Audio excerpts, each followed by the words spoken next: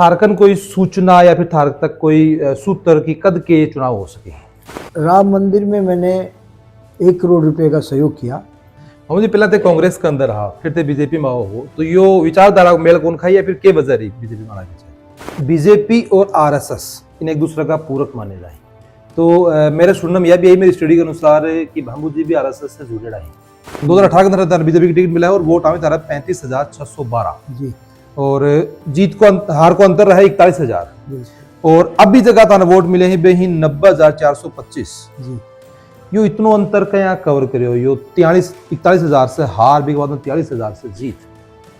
कांग्रेस तो विचारधारा है ही नहीं, वो तो तुष्टिकरण की नीति पे चलती है। ऐतिहासिक कार्य किए हैं, चाहे धारा 370 ले लो, चाहे अयोध्या में राम मंदिर का मामला मान लो, चाहे 3 तलाक का मामला, बहुत ऐतिहासिक कार्य मोदी जी ने किए हैं। अब ई मित्र की सभी सेवाएं झुंझुनू, जयपुर, सीकर, अलवर, दौसा, कोटपूतली, बहरोड और खैरथल तिजारा तक एक ही विश्वसनीय नाम के साथ यूनिक पे। नया ई मित्र खोलने में अब किसी तरह की परेशानी नहीं, क्योंकि यूनिक पे के साथ सब कुछ आसान, तेज और सुरक्षित। आज ही संपर्क करें। यूनिक पे, आपका विश्वास, हमारी पहचान, आपकी हर जरूरत अब आपके अपने जिले में। राम राम जी, मैं रिपोर्टर अरुण और अभी आज के पॉडकास्ट में अपना जगह मेहमान ही झुंझुनू से विधायक और 4 बार के बाद में झुंझुनू के अंदर रिकॉर्ड तोड़ जगी बीजेपी की जीत है। पाकिस्तान की बीजेपी को जो सुखो पटो झुंझुनू के अंदर वो सुखो थे पूरा करियो बीजेपी के लिए और लगभग 43,000 मता से थे झुंझुनू के अंदर विधायक बनया। आप रिकॉर्ड तोड़ नेताजी अपने साथ में ही सब बातचीत करांगा। आप काफी सारी बातचीत निजी भी ही साथ में राजनीतिक सफर की भी आप करांगा। तो सबसे पहले सर बहुत बहुत स्वागत है हमारे चैनल के ऊपर। धन्यवाद साहब। पहला सवाल यो ले लू, पंचायती राज चुनाव की चर्चा हर जगह चल रही है। पहले बात हो कि दिसंबर में होगा, जनवरी में होगा, थारकन कोई सूचना या फिर थारक तक कोई सूत्र की कद के चुनाव हो सके? मेरा जैसा हमारे राजस्थान सरकार के मंत्री महोदय से चर्चा होती है, पब्लिक प्लेटफॉर्म पे भी बातें आती हैं, तो अप्रैल के अंदर चुनाव कराने का मन सरकार का है। इतना समय क्यों लग रहा है राम जी? समय तो देखो, प्रक्रिया अब की बार एक तो क्या है कि परिसीमन हो रहा है, तो परिसीमन प्रक्रिया में पहले परिसीमन के लिए सूची जारी होती है, फिर उस पर आपत्ति होती है, फिर आपत्तियों का निस्तारण होता है। तो एक जो भी कॉन्स्टिट्यूशन है, संविधान है, उसके अंदर हर चीज़ के लिए टाइम दिया हुआ है कि इतने दिन में ये सूचीबद्ध होगा, उसके बाद ये इतने दिन में प्रकाशित होना हो रहा है, इतने दिन बाद आपकी आपत्तियाँ सुनी जाएंगी, इतने बाद आपको अंतिम सूची जारी होगी। तो ये तो एक प्रक्रिया के तहत निर्वाचन आयोग की जो गाइडलाइन है उसी के अनुरूप हो रहा है, अलग से कुछ भी नहीं हो रहा।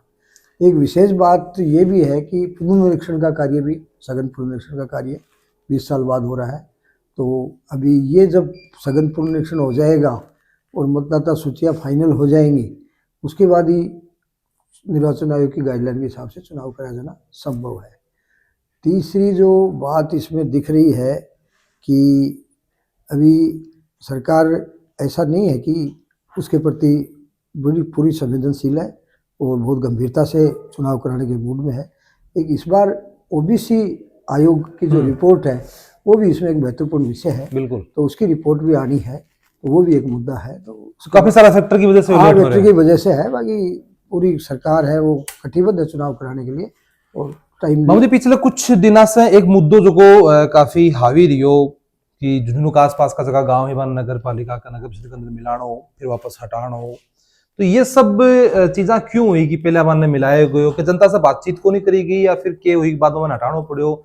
ये सब चीजा क्यों हुई? एक तालमेल क्यों बिगड़े हो नेता और जनता के बीच में? नहीं, कोई तालमेल को नहीं बिगड़े हो। सरकार वही नगर परिषद का जो पेरिफेरिया एरिया है उसको बढ़ाने के लिए खुद सरकार की नीति थी, उसी के तहत उसका आवेदन करवाया गया था और लोगों को विचार जानकर कुछ ग्रामीण प्रदेश की पंचायतें, कुछ ढाणियाँ हैं वो नगर परिषद में जोड़ी गई। लेकिन आम जन ने जब उनके जोड़ने के बाद में अपना जो भी नफ़ा नुकसान और जो सुविधा देखी, सब पे मंथन होके और सारी बातें हुई। उसके बाद में जो मंथन के अंदर जनता ने जहाँ भी ये चाहा कि हमें नगर परिषद में रहना है, उनको नगर परिषद में जोड़ दिया गया और जिन लोगों को ये लगा कि नगर परिषद की बजाय हमारे लिए पंचायत उचित है, उनको पंचायत में तो जोड़ थार तक जो आयो आपकी समस्या लेगी मैं रहना चाहूँ तो हाँ बिल्कुल, मैंने जनता की जो भी बात थी उनकी बात सुन के और उन्हीं के अनुकूल, उनकी भावना के अनुकूल ही जुड़ने का और नहीं जुड़ने का निर्णय लिया। राजनीतिक सफर की बात कर लिया तो पहले भी थे रिया हो, उप प्रधान के पद पर रिया हो, अगर विधायक के चुनाव की बात करा 2018 के अंदर बीजेपी की टिकट मिला है और वोट आवे तारा 35,612 जी, और जीत को हार को अंतर रहा 41,000 बिल्कुल और अब भी जगह ताना वोट मिले हैं बेही 90,425 जी। यो इतनो अंतर क्या कवर करियो यो 41,000 से हार भी के बाद में 43,000 से जीत। 18 के अंदर जब पार्टी ने मुझे प्रत्याशी बनाया तो उस समय मैं वैसे तो पास में ही विधानसभा के मेरा गांव है, मेरा पंचायती राज के 3 बार का पंचायती मेंबर, मेरे पिताजी का सरपंच का 3 बार का कार्यकाल, मेरे छोटे भाई की धर्मपत्नी सरपंच बनी, मेरी खुद की श्रीमती जिला परिषद मेंबर भी रही। मैं कोई नया नहीं था, लेकिन झुंझुनू विधानसभा की दृष्टि से अगर देखे तो बीच में एक गैप आ गया था और मैं उस शिक्षा प्राप्त करने के लिए व्यवसाय की दृष्टि से ज्यादा जयपुर रहने लग गया।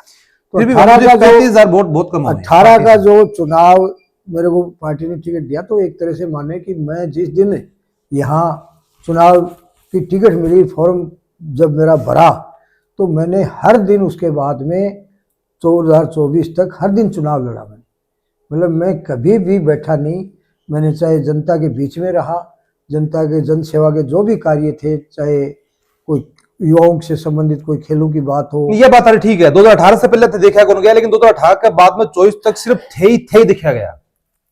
नहीं तो मैं तो भाई जनता से मैं मिलना, मेरा आगे का ध्येय भी यही था कि भाई पार्टी अगर कभी उचित समझे और मेरे को ये दोबारा से अगर इस दायित्व को दे, अगर यहाँ से चुनाव की कोई इच्छा जाहिर करे पार्टी, तो पब्लिक का तो स्नेह और आशीर्वाद चाहिए। भी कोई रिजल्ट रही होगी बाबू जी की टिकट से 35,000 वोट और 2023 के अंदर निर्दलीय बिना टिकट का 41,855 वोट।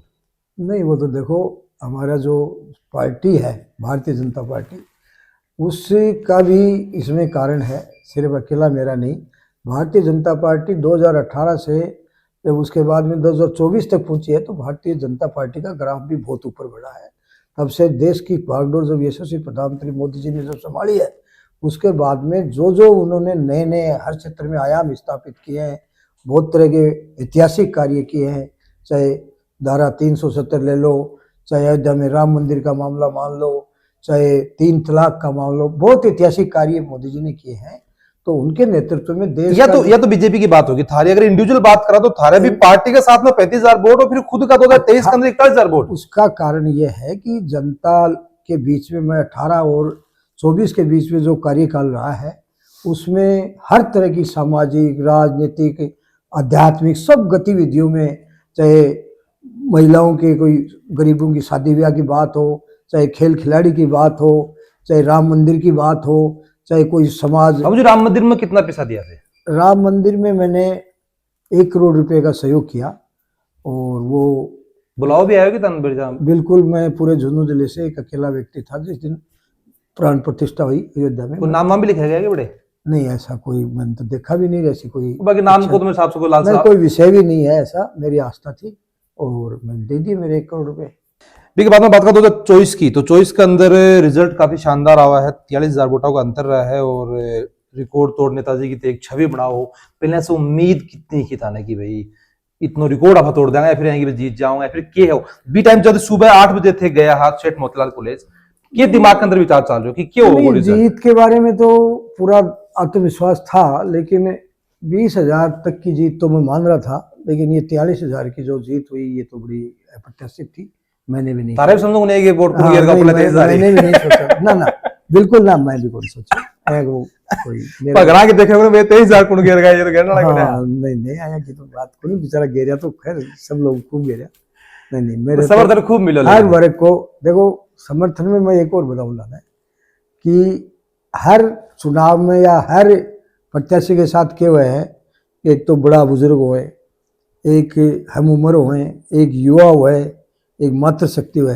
मेरे साथ ये वर्ग तो हाई हा, उनके अलावा छोटा बच्चा जिनको वोट नहीं है, वोट ही को बड़ को मेरे प्रति बड़ो झुकाव है। मैं हर गली में, मोहल्ले में, गांव में, ढाणी में जाऊं तो छोटा छोटा बच्चा बड़ा मेरे मामू जी छोटे बच्चे हो ना, वो आपकी माँ ने और आपके दादा दादी ने मतलब मैं थोड़ा जब तक मानूंगी वो अप्रत्याशित जो है वो बच्चा को जो स्नेह होना उनको कारण है। मैंने तो बहुत खटे हुए गली में चल जाऊँ, मामू जी आगा, मामू जी आगा, मेरे साथ फोटो उतरो है, मैं उन्हें गोदी में बिठाऊँ और करूँ, बात करूँ, बेटा कौन सी क्लास है।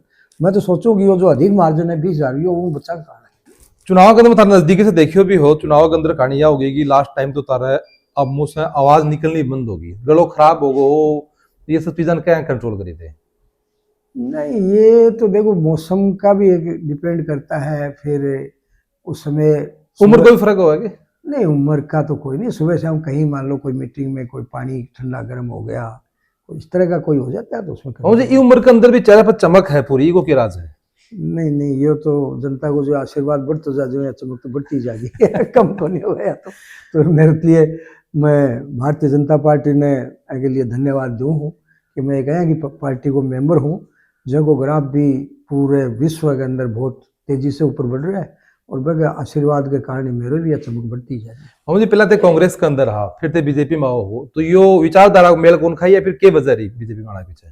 नहीं बीजेपी में आने का तो सीधा सा था कि यहाँ एक परिवार विशेष था जो उसने अपनी वंशवादी परंपरा बढ़ाने के अलावा कार्यकर्ता की तरफ कोई ध्यान नहीं दिया, तो हम उपेक्षित थे। कम से कम 20-30 साल तक इनके साथ रहे, तो लोकतांत्रिक दृष्टि से जब कार्यकर्ता को कोई आगे बढ़ाने की बात है तो सदा पीछे धकेला।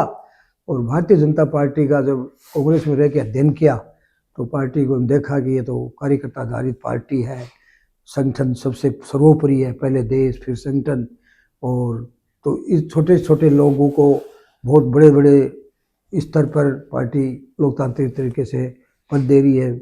और भी आप देख रहे हो हमारे मदन जी को प्रदेश अध्यक्ष बना दिया, राज्यसभा का सदस्य बना दिया, हमारे और भी कई मंत्री कई मुख्यमंत्री एक ही बार के विधायक है। मामू जी बीजेपी और आरएसएस इन एक दूसरे का पूरक माने जाए, तो मेरे सुनने में यह भी यही मेरी स्टडी के अनुसार कि भामू जी भी आरएसएस से जुड़े रहे।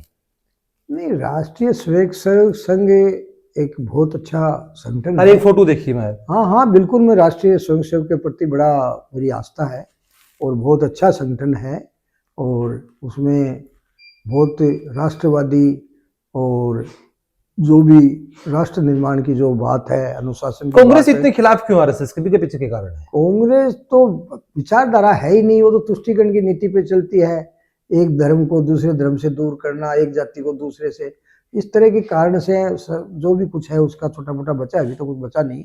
अभी क्या है, पहले तो लोग बाग इनके भुलाव में आ जाते थे, अपने यहाँ ही अब देखो झुंझुनू के अंदर पिछले 50-60 साल तक लोगों को यमुना जल के नाम पर गुमराह करके ये लोग सत्तासीन रहे। आज हमारे राजस्थान में भजन लाल जी आए, विशेष रूप से मेरे उपचुनाव में हर 2-3 बार आके घोषणा की कि भाई हम यमुना जल लाएंगे। मैंने भी मंच के माध्यम से लोगों को आश्वस्त किया कि मुझे अगर आप जनप्रतिनिधि के रूप में चुनोगे तो यमुना जल यहाँ आएगा। तो आज वो धरातल पर आ रहा है।